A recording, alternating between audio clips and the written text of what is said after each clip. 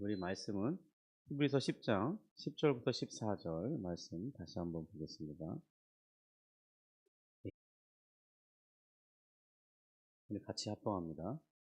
이 뜻을 따라 예수 그리스도의 몸을 단번에 들이심으로 말미암아 우리가 거룩함을 얻었노라.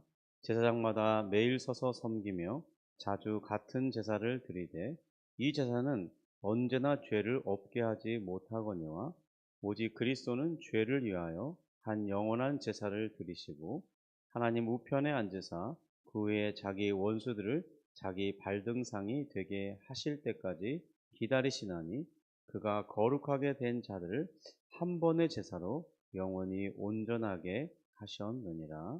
아멘. 오늘 이 말씀은, 이 본문은 이 그리스도의 사역에 대한 매우 중요한 부분을 다루고 있고, 특별히 우리 예수의 이름에 대한 그 의미를 이해하는데 그 핵심적인 본문 중에 하나라고 말씀드렸습니다. 이 본문에는 중요한 세 가지 요점이 있는데 그 첫 번째에 대해서 지금 우리가 살펴보고 있는 중입니다. 곧 예수 그리스도께서 우리의 구원을 위해서 필요한 모든 일을 한 번의 제사로 영원히 마치셨다는 것인데요. 어제도 이 설명을 드리다가 마쳤습니다.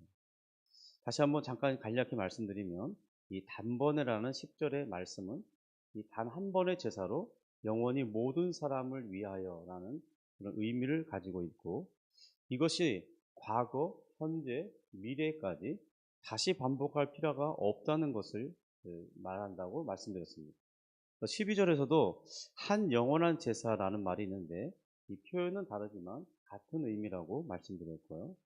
근데 왜 이 두 단어를 주목하느냐 하면 바로 이 단어가 바로 예수, 우리에게 주신 그리스도의 구원의 완전성이 깊이 결부되어 있기 때문입니다. 이것은 이 동물 제사와 가장 뚜렷한 차이점을 가지는데요. 이 단번에라는 말은 구약의 이 한계, 곧 반복돼서 제사를 드리는 그것을 극복했다는 것, 그리고 그로 인해서 구원을 받은 우리의 지위가 거룩하게 되었는데 그 거룩한 지위가 영원하다는 점을 강조해 주기 때문이라고 말씀드렸습니다. 이는 곧 그리스도의 죽으심이 우리의 과거와 또 미래의 죄까지도 모두 용서하신다는 그런 의미를 가지는데요. 그로 인해서 우리는 더 이상 이 죄책감이나 또 이 죄책감으로 비롯되는 부끄러움이나 수치심을 가질 필요가 없게 된다고 말씀드렸습니다. 그 이유는 바로 하나님께서 우리를 향해 가졌던 이 진노의 태도가 예수님의 단번의 제사로 완전히 해소되었기 때문인데요. 그래서 이제 진노의 태도가 사라지고 우리를 향하여 참된 사랑을 나타낼 수 있게 된 것이죠. 그리스도의 속죄의 효력이 하나님의 마음을 시원하게 하신 것입니다. 그 증거로 성소와 지성소에 있었던 매우 두꺼운 거의 1cm 두께에 가까운 그런 휘장이 위로부터 아래로부터 아래로까지 찢어졌다는 것, 바로 그것이 증거해 주는 것이라고 말씀드렸습니다. 그리고 이 단번에라는 말은 우리를 거룩하게 만들었다고 선포해 주고 있습니다. 10절에 우리가 거룩함을 얻었노라 이렇게 된 것은, 이 표현은 완료 형태로 기록되고 있습니다.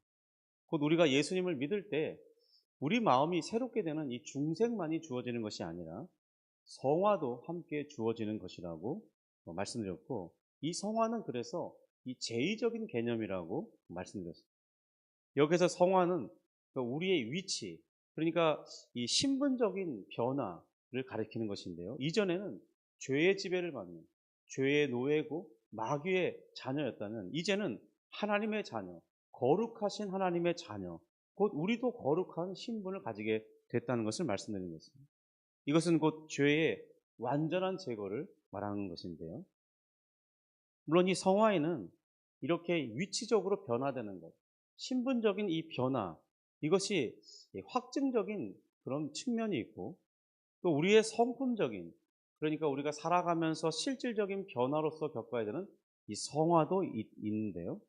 우리는 이것을 가리켜 이 점진적인 성화라고 말합니다. 그러니까 이 거룩함이란 신분적인 거룩함도 있지만 그 신분적인 거룩함에 뒤따르는 이 윤리적인 변화, 우리 삶의 실질적인 변화도 있다는 것입니다. 그런데 우리가 조심해야 될 점은요, 언제나 이 윤리적인 실천적인 이 변화로서의 성화가 반드시 우선되는 것이 아니라는 겁니다. 무엇이 먼저냐 한다면 신분적인 변화가 있었기 때문에 윤리적인 변화, 성품적인 변화도 뒤따라 온다는 것이죠. 만약 그런데 우리가 이런 점을 간과한 채 너무나 이 윤리적인 변화를 이룰 것에 대한 그 부분에만 너무 지나치게 강조하게 되다 보면요. 오히려 이것을 가능하게 했던 이 위치적인 이 성화를 뒤흔드는 일이 발생하게 되는 것입니다. 이 무슨 말이냐 하면요. 이 한국 교회는 이 실질적으로 이 어떤 성화, 그러니까 곧 윤리적인 성화에 더 무게중심을 두면서 강조하는 경향이 있습니다. 그러면 성도들은 그리스도로 말미암는 이 신앙의 실질적인 자유와 기쁨을 누리지 못하게 되고요. 변화하지 못하고 변화되지 않는다는 이 일단의 좌절과 실망감을 맛보게 되면요. 거기에서부터 냉랭한 이 신앙의 어떤 그 냉랭한 태도를 가지게 되면서 이 일생을 살아가게 되는 그런 문제를 발생하게 된다는 것입니다. 실제로 우리가 우리 주변에서 오랜 신앙생활 하는 사람들, 근데 그 사람들이 더 좀 경직되고 변화가 더디고, 그리고 야 옛날에 나 다 경험해 봤어, 야 그거 나 다 해봤는데 소용없어, 이런 식의 부정적인 태도를 가지면서 이제 그리스도를 막 배우면서 어떤 거룩한 열망을 가지고 윤리적인 삶의 변화를 가지고자 하는 그런 소원을 가진 사람들의 그런 태도를 이렇게 무참하게 짓밟는 그런 문제들도 발생한다는 것이죠. 실제적으로 우리가 그런 것을 경험하죠. 저도 그런 것을 경험했으니까. 성도 여러분, 근데 이것은 주님께서 우리에게 원하시는 삶의 모습이 아니라는 것입니다. 우리 주님께서 우리에게 베푸신 이 구원의 기쁨을 주님은 우리가 매우 강력하게 향유하면서 살기를 원하세요. 그러니까 구원의 기쁨을 향유하지 못하는 삶, 이것은 정상적인 신자의 삶이 아니라는 것입니다. 누구든지 예수 그리스도를 믿는 자는 구원의 기쁨을 향유하며 사는 것, 이것이 주님이 원하시는 우리 신자들을 향한 삶이라는 거예요. 여러분, 어떤 사람을 차별하는 것이 아니라 모든 신자들이 구원의 기쁨을 향유하며 살기를 원하시는 것이 주님의 뜻이라는 것입니다. 여러분, 그래서 우리가 알아야 할 것은 무엇이냐면 이 구원의 모든 요소가 하나님의 일방적인 은혜로 주어진다는 것입니다. 이 성품적인 변화로서의 성화도 또한 그 완성은 우리의 힘으로 되는 것이 아니라 이 성령의 주도적인 역사로 주어지게 된다는 것을 우리가 알아야 됩니다.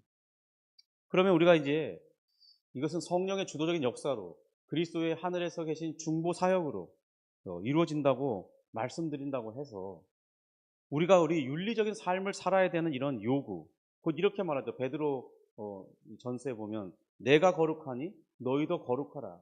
이 거룩함이란 우리가 이제 신분적인 변화를 이룬 것에 부합되는 삶의 실천적인 거룩함도 이루라, 이런 요구인데요. 이 요구가 절대로 우리에게 약화되게 요구되어 있지 않거든요. 우리 또한 그렇게 살고자 하는 열망이 근본적으로 있죠. 여러분, 예수 그리스도를 믿고 은혜 받으면 반드시 거룩하게 되고자 하는, 착하게 살고자 하고 주님의 모습을 뒤따르고자 하는 그 열망이 우리에게 있습니다. 근데 도리어 이 바른 가르침을 받고 알고 있어야 할 우리가 이 땅에서 하나님의 자녀로서 거룩하고 착한 자들로 살고자 하는 이 행실이 우리가 분명하게 인지하게 되고 바르게 가르치긴 받게 되면 그렇게 살고자 하는 이 삶의 태도가 드러난다는 거예요. 우리가 또한 성령 충만을 받게 되면요, 이 성령 충만을 우리가 많이 오해하는데 성령 충만은 감정적인 요동이 아닙니다. 그건 부차적인 거예요. 있을 수도 있고 없을 수도 있어요. 그러니까 내 마음이 성령 충만할 때 어떤 현상적인 나타남이 있을 수도 있어요. 그런데 없을 수도 있다는 거예요. 그럼 없다고 성령 충만함이 아닌 것이 아닙니다. 여러분, 성령 충만은 다른 말로 말씀에 지배받는 상태예요. 내가 말씀에 순종하고 싶은 마음이 가득하고 말씀이 내 마음에 머물고 있는 그 상태가 성령 충만의 또 다른 모습이에요. 그래서 말씀이 내 마음에 있기 때문에 우리는 그 말씀을 따라 살고자 하는 강력한 소원과 열망을 가지고 살아가면 그것이 바로 성령 충만한 모습의 한 면이라는 것입니다. 그러면 우리는 하나님 앞에서 살게 되기 때문에 이제 우리의 삶의 모습이 이 사람들 앞에, 보통 사람들은 어떻게 살죠? 사람들 앞에 이렇게 사람들이 보면 열심히 하는 척합니다. 그런데요, 그 지휘자나 사장이 가죠? 그러면 금방 이게 막 게을러집니다. 예, 일종의 농땡이 부린다 그러죠. 그런 태도가 나타나요. 여러분, 그런데 이 하나님을 섬기고 하나님 앞에 살고자 하는 사람들은 그런 태도가 나타나지 않아요. 있으나 없으나 늘 내가 하나님 앞에서 하기 때문에 성실하게 하게 됩니다. 이런 삶이 세상의 윤리 기준보다 더 강력한 요구를 받는다는 거예요.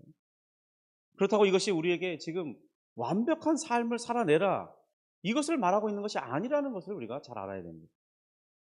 여러분, 그런데 이것의 시작은 우리 삶의 실천적인 변화가 먼저 요구되는 것이 아니라 신분적인 성화, 곧 그리스도를 믿을 때 그리스도의 속죄의 은혜로 그냥 이 신분적인 변화, 이 거룩함이 먼저 주어졌다는 사실로부터 시작된다는 점입니다.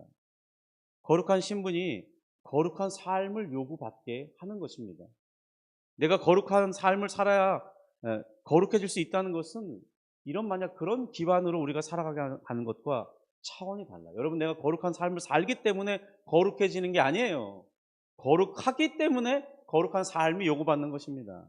그러면 내가 거룩한 삶을 못 살았어요. 그렇다고 내 거룩이 사라지는 게 아니라는 겁니다. 여러분, 이것을 앞뒤를 바꾸면 안 돼요. 여러분, 후자를 선택하게 될 경우에요, 우리가 그렇게 살려고 하다 보면 결국 그렇게 살 수 없다는 사실을 알게 돼요. 여러분, 그러면 더 큰 좌절감을 갖게 되고요, 낭패감을 갖게 됩니다. 이것이 심화되면 죄책감이 깊어지고 거기에 시달리게 되고, 그러면 우리는 이 하나님도 하시지 않는 이 자기 정죄감에 빠집니다. 그러면 결국 더 윤리적인 탈선에 빠지게 돼요. 에이, 뭐 어차피 안 되는 거, 야, 내가 100번 1000번 해봤어, 안 되는데 이제 시도하지 않을래. 여러분, 이런 뭐죠? 하나님이 우리에게 요구하시는 거룩을 멈추게 된다는 것입니다. 그러면 그 심령이 매우 강팍해져요. 그래서 예를 들면 30년, 40년 신앙생활한 뭐 장로님이나 그런 분들이, 야, 나 그거 다 해봤는데 안 돼, 안 돼. 야, 소용없어. 이런 식의 태도가 나온다는 거죠. 여러분, 40년 신앙생활 했으면 그런 태도가 합당한 것입니까? 내가 예전에 다 해봤는데 안 되면 오늘 내가 포기해야 되는 것입니까?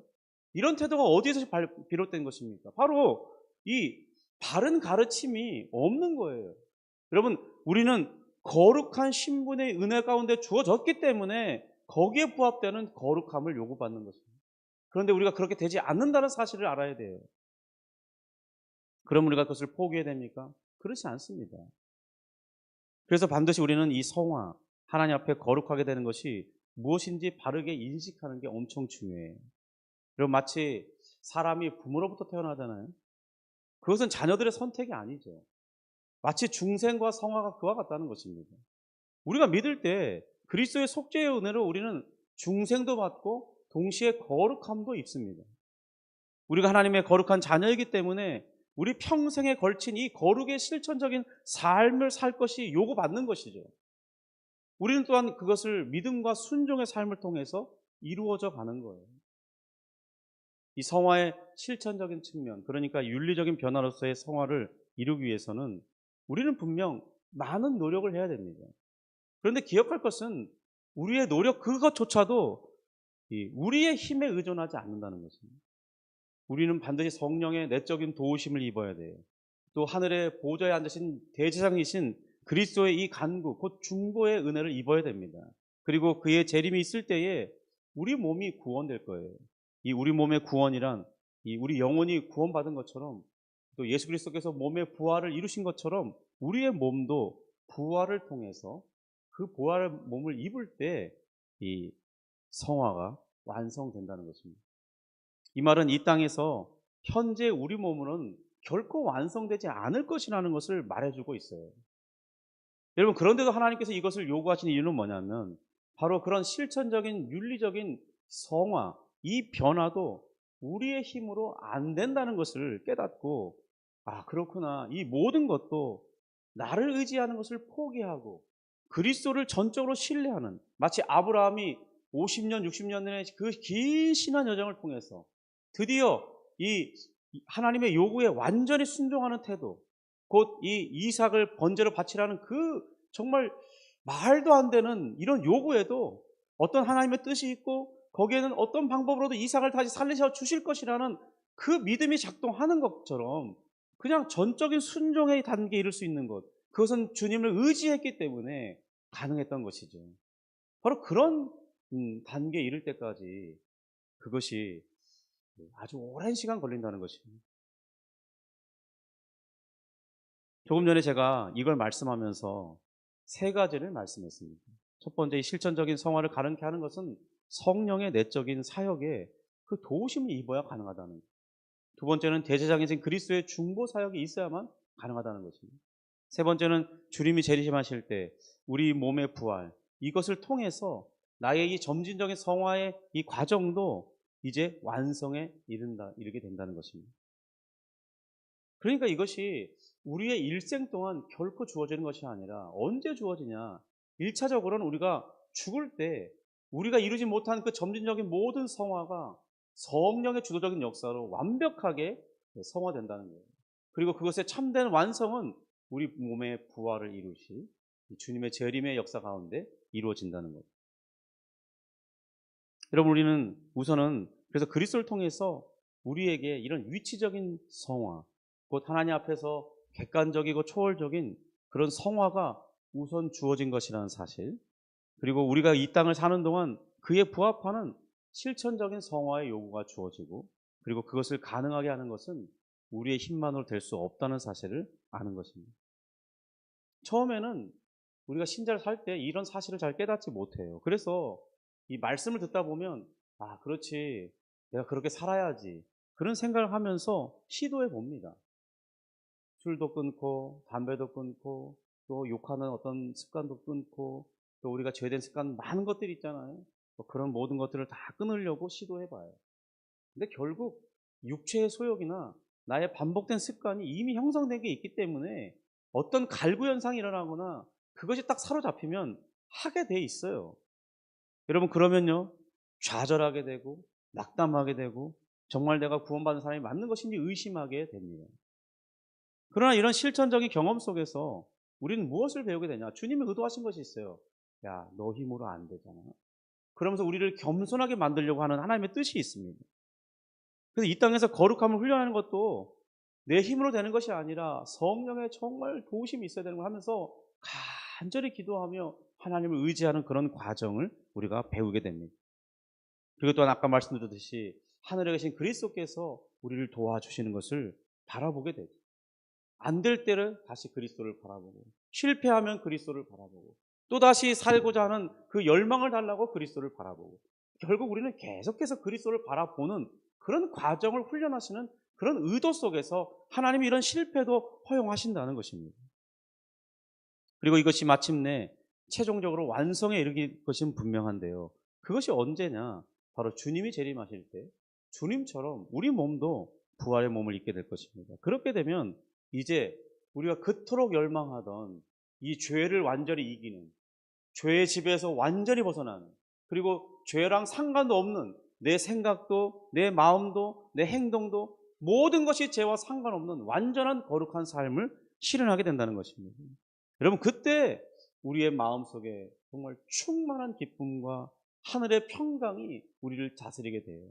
그런데 지금 이 땅에서도 그런 삶을 노력하다 보면 이 주어진 은혜로 말미암아 이 평강을 누릴 수 있다는 것입니다.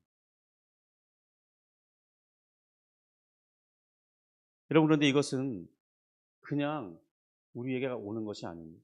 반드시 정말 거룩하기 위해서 씨름을 해봐야 돼요. 그리고 많은 내적인 갈등의 시간을 겪어봐야 됩니다. 그런 훈련의 자리 끝에 이제 정말 계속해서 그런 훈련을 시도하지만 포기하지 않고 하지만 어느 순간이 되면 아, 이것은 내 힘으로 되는 것이 아니다. 이 모든 것이 다 그리스도의 은혜로 되는 것을 깨닫는 순간 드디어 내 마음에 깊은 확신과 평강이 찾아오게 됩니다. 그러므로 너무 지나치게 이 개인의 성화를 위한 노력이나 수행을 강조하는 것, 자기 절제를 너무 무리하게 요구하는 것, 그것은 자칫 잘못하면요, 복음의 진리를 뒤집는 결과를 초래할 수 있음을 우리는 명심해야 됩니다.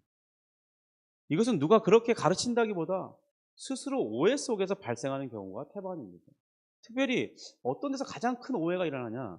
우리 현대에 이르러서는 교회들마다 교회를 성장시키고 또 성숙해 하기 위해서 제자 훈련을 도입했어요. 그런데 여러분 이 제자 훈련이 그런 위험에 의외로 자주 노출시킨다는 거예요. 성도들을. 제자 훈련 과정은 그 일반 성도들의 삶에 볼 때는 매우 강력한 경건 훈련입니다. 그러니까 기존의 삶의 패턴을 완전히 뒤바꾸는 그런 곳에 초점이 맞춰져 있어요. 이전에 잘 살지 않던 삶을 살게 하거든요. 성경을 읽어야죠. 묵상해야죠. 큐티해야죠. 암송해야죠. 또 전도해야죠. 성경 공부해야 되죠. 또 뭐 나눔을 해야 되죠. 교회 생활 성실하게 참여해야죠. 새벽기도 나와야죠. 뭐 이런 여러 가지 많은 조건들이 있다 보니까 그런 삶에 막 1년 동안 내가 결단하고 살다 보면 거기에 맞춰져게 돼 있습니다. 그런데요, 그 기간이 끝나는 순간 모든 그 숙제의 요구가 사라지기 때문에 이것을 안 해도 되는 자유로움에 이르거든요. 사실은 이 제자 훈련의 목적은 그 삶을 기본 베이직 라이프가 돼서 계속 그렇게 살으라는 건데 신자들이 그것이 1년 만에 됩니까? 결국 그러니까 퇴보 현상이 오게 돼 있어요. 한번 느슨해지면요 다시 걷잡을 수 없이 삶이 느슨해집니다. 여러분 그런 것을 이제 방조하다가요. 그러면요 이전의 신앙생활보다 더 못하다고 생각하는 더 깊은 나락, 영적 침체를 겪게 돼요. 그러면요 감정적으로 바로 야 네가 그러고도 그리스도인 맞냐? 오히려 마음이 더 냉랭해지는 사람들도 있습니다. 바로 이러한 위험에 노출되는 거예요. 왜냐하면 제자훈련 과정이 지금 오늘 설교에서 다룬 내용까지 자세하게 다루어주지 않기 때문입니다. 그럴 시간도 부족해요 실제로. 그러니까 이러한 일이 발생할 수 있는 위험성을 미리 말해줘야 되는데 잘 말해주질 않습니다. 왜 그러냐면요. 많은 사람들이 여전히 제자훈련 받지 않았어요. 그런데 이런 위험성을 공개적으로 말하거나 제자훈련 받는 과정 가운데 말하게 되면 어떤 문제가 발생하냐. 제자훈련을 꼭 받아야 된다는 이 당위성이 약해집니다. 위험성이 부각되면 제자훈련을 지원을 해야 되는 당위성이 약화돼. 그러니까 이것을 잘 말하지 않아요. 그런데 실제적으로 성도들이 겪는 현상은 이것입니다. 이것은 분명히 목회자들이 잘못한 것이라 생각합니다. 이러한 점을 분명하게 인지시켜주면서 마치 우리에게 면역주사를 맞듯이 그런 것들이 1년에 다 그런 과정 속에 있다는 것을 다 말해줘야 된다는 것이죠. 그래서 실제로 제자훈련을 받은 지 오랜 시간이 지나면요. 의외로 많은 사람이 왜 제자훈련을 받았는지 그 이유를 잘 알지 못하는 그런 상태에 빠지는 경우도 있습니다.